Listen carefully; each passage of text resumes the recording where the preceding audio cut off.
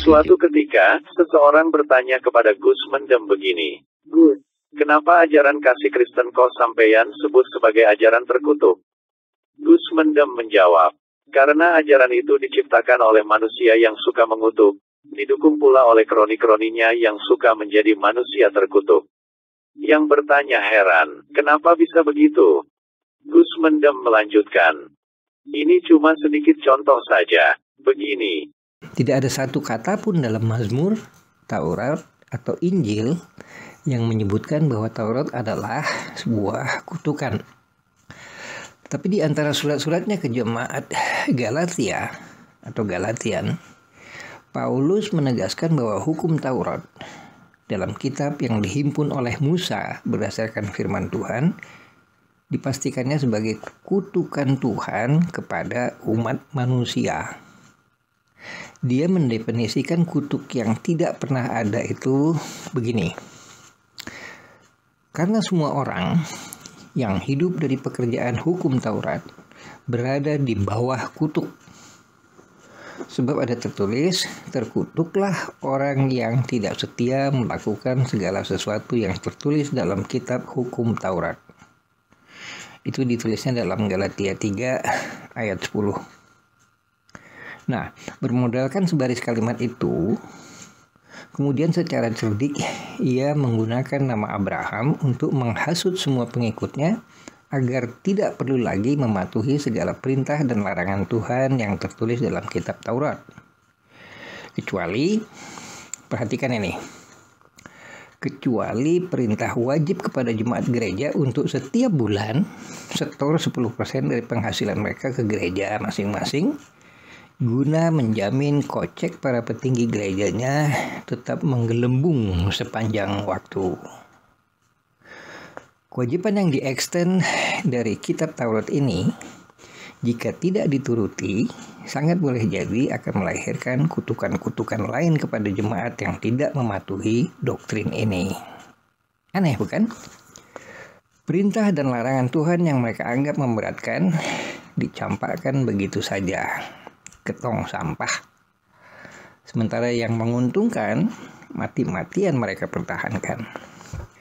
Untuk melegalkan inilah kemudian para pembangkang ini merekayasa sebuah perjanjian antara Tuhan dengan manusia yang sesungguhnya tidak pernah ada, sebagai apa yang mereka sebut perjanjian baru, sekaligus menjadikan perjanjian fiktif ini sebagai justifikasi untuk membatalkan semua perjanjian Tuhan dengan umat manusia melalui nabi-nabi terdahulu, yang kemudian mereka sebut sebagai perjanjian lama, alias perjanjian kadaluarsa. Ini jelas salah dan patut disebut sebagai perbuatan terkutuk. Sebab Yohanes dalam Injil yang dikanonisasi oleh gerombolan ini sendiri untuk melicinkan dogma ketuhanan Yesus, justru dengan tegas menulis begini. Tetapi orang banyak ini yang tidak mengenal hukum Taurat, terkutuklah mereka. Itu bisa dilihat dalam Yohanes 7 ayat 49. Kutukan Yohanes ini nampaknya sesuai dengan pernyataan Yesus yang dicatat oleh pengarang Injil lainnya, yakni Matius. Begini, janganlah kamu menyangka bahwa aku datang untuk meniadakan hukum Taurat atau kitab para nabi. Aku datang bukan untuk meniadakannya, melainkan untuk menggenapinya.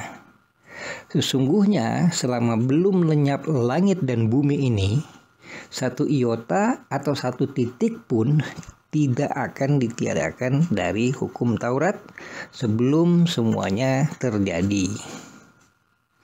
Itu tertulis dalam Matius 5 ayat 17-18. Yang dimaksud oleh Yesus sampai semuanya terjadi adalah sampai kiamat. Jadi kalau sebelum kiamat, ya tidak ada satu titik pun dari Taurat yang boleh dirubah. Nah, Yesus menyatakan dengan terang benderang bahwa dia datang sama sekali bukan untuk merubah, apalagi meniadakan kandungan dan hakikat keseluruhan hukum Taurat, walau hanya satu titik sekalipun. Bahkan selama hidupnya, ia berusaha sekuat tenaga mengajarkan agar selamanya Bani Israel berpegang teguh pada hukum Taurat hingga datangnya hari kiamat nanti. Tapi lihatlah, orang-orang terkutuk ini malah memplesetkan arti menggenapi, tanda kutip ya, yang ditegaskan oleh Yesus sebagai ajaran yang harus dipelihara kelangsungannya, justru menjadi menyudahi hukum Taurat. Dengan demikian, umat yang kemudian mengaku kitab Taurat merupakan bagian dari kitab suci mereka ini sama sekali sudah tidak lagi menjalankan ritual ibadah kepada Tuhannya Yesus sesuai tuntutan Yesus berdasarkan Taurat Musa dan Injil Yesus, melainkan hanya menggunakan kitab tersebut sebagai pembenar untuk melakukan banyak pembangkangan dan rekayasa terhadap larangan Tuhan. Terkutuk lainnya adalah Paulus memaksakan doktrin bahwa Yesus adalah anak tunggal Tuhan. Sehingga di kemudian hari kroninya sampai kebablasan nekat menuhankan Yesus. Dengan melawan semua ajaran Yesus, mereka melakukan konspirasi dengan Kaisar Konstantinus, sang penguasa Romawi pada era kegemilangan tipu daya manusia-manusia terkutuk ini, untuk melantik Yesus menjadi Tuhan. Ya, utusan Tuhan ini mereka lantik menjadi Tuhan agar bisa dijadikan alasan untuk memaksakan doktrin baru bahwa sang utusan sudah menggantikan kedudukan Tuhan yang mengutusnya. Padahal jauh sebelum itu, Paulus sendiri sudah mengatakan bahwa anak Tuhan ciptaannya ini adalah manusia terkutuk. Benar, Yesus adalah manusia terkutuk karena pernah tergantung di kayu salib.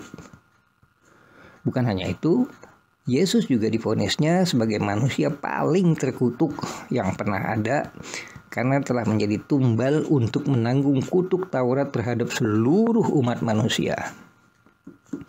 Begini dia menjelaskannya. Kristus telah menebus kita dari kutuk hukum Taurat dengan jalan menjadi kutuk karena kita. Sebab ada tertulis, terkutuklah orang yang digantung pada kayu salib. Ini tertulis dalam suratnya kepada jemaat Galatia 3 ayat 13. Bayangkan saja seorang anak yatim yang demikian lemah sehingga mudah saja dipaku oleh serdadu Romawi di atas tiang salib hingga mati, dipaksakan supaya kita percayai telah dengan sukarela memilih mati secara terkutuk guna menanggung dosa kutukan atas bermiliar-miliar umat manusia. Anak manusia ini dijadikan satu-satunya andalan untuk menanggung dosa miliar manusia.